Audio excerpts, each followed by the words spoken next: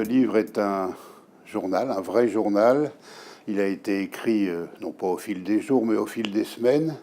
Il est fait de notations, d'observations, de discussions, de réflexions autour de ce qu'on pourrait appeler l'actualité chromatique. Il fait suite à un livre précédent qui s'appelait Les couleurs de nos souvenirs, qui n'était pas un journal, mais un bilan de ce que j'avais vu comme changement dans les rapports entre couleurs et société depuis ma naissance jusqu'en 2010, date de parution du livre.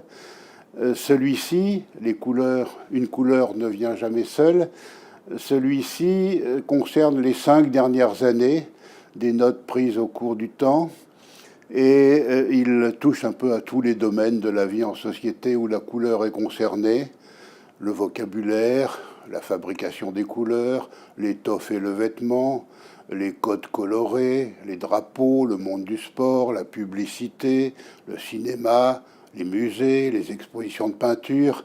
Ça parle de tout cela à la fois, de manière un peu inégale et de manière un peu narcissique, puisque c'est un journal, donc il ne peut pas en être autrement.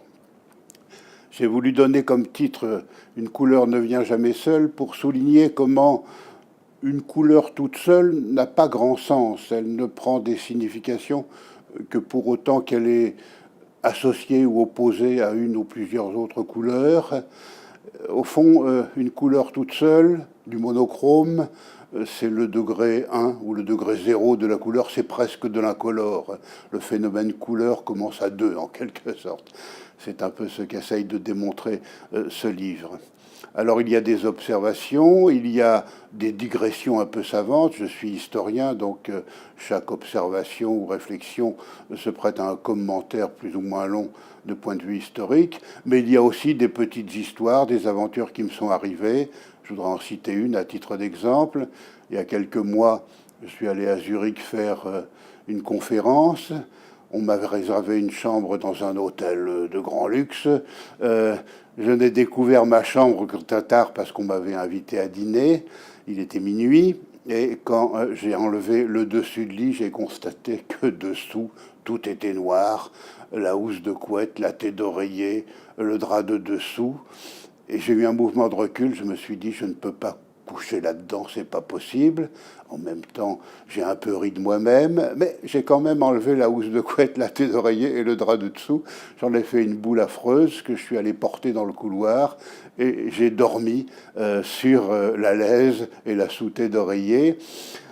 Coucher dans des draps noirs, pour moi, ça n'est pas possible. Nos parents et nos grands-parents n'auraient jamais fait ça.